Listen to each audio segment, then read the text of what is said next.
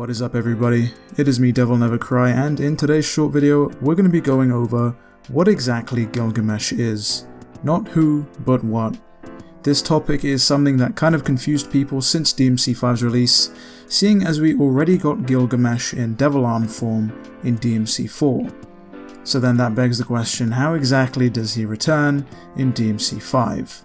Well, to kick things off, we're going to take a look at DMC4's Devil Arm file, where it states that Gilgamesh is made of a devilish metal that absorbs organic metal and transforms it to steel, with the weapon being capable of shocking and awing enemies with its brute force.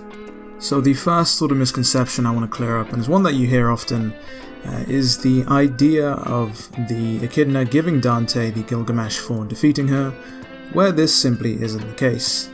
So of course in DMC4's story, Argnus is the one that creates these three seemingly lesser Hellgates, which are meant to be copies of the real one, and to sustain them he used three powerful Devil Arms, with the Gilgamesh powering the Hellgate that was in the Mytis Forest. And of course, with the Echidna gone and defeated, there was nobody to protect the Hellgate from destruction, so Dante lays claim to the Gilgamesh and subsequently uses it to permanently destroy the Hellgate, closing it off from the demon world forever. But going back to the Devil Arm description in DMC4, it states that it's made of this devilish metal that is capable of absorbing organic metal, which is something that ties into the DMC5 boss fight.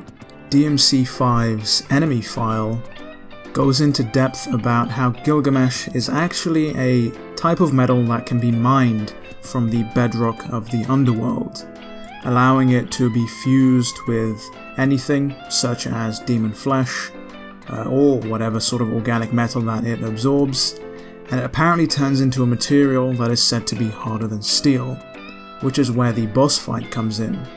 In fact, somebody had managed to fuse the demonic metal with the roots of the Qlipoth tree, and that's where the huge boss fight comes from.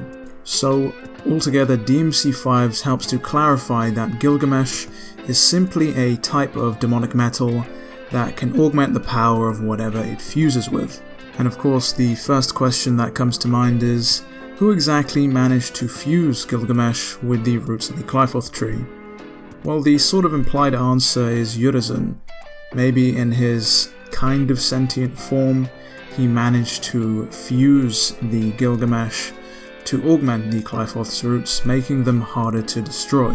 And after a little bit of research here, it gets me wondering what exactly Gilgamesh would do if it were to fuse with a weapon such as the Red Queen or the Blue Rose. I mean, we know that this demonic material seemingly augments the weapon's power, and it also is extremely durable. I mean, we saw what a real impact did to a boss and its health bar. What exactly could the Red Queen or the Blue Rose do when it had this crazy power packed into it?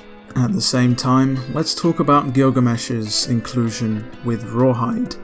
So, Rawhide is directly crafted out of the Gilgamesh metal. We know this if you take a look at Nico's weapon report.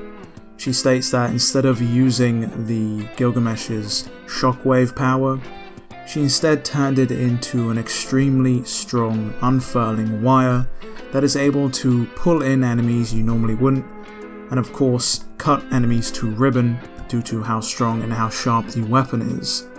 But why didn't we get a hand-to-hand combat arm with the Gilgamesh? I mean, it would make perfect sense and would be a great throwback to DMC4 had they included something like that, but alas, that's just food for thought. And with all that said and done, that covers Gilgamesh in its entirety. Seeing as the Gilgamesh has a multitude of uses, do you think that we'll be seeing it again? That's a question to think about. As always, like if you enjoyed the video, and be sure to subscribe to stay up to date with all things DMC. It has been me, DevilNeverCry.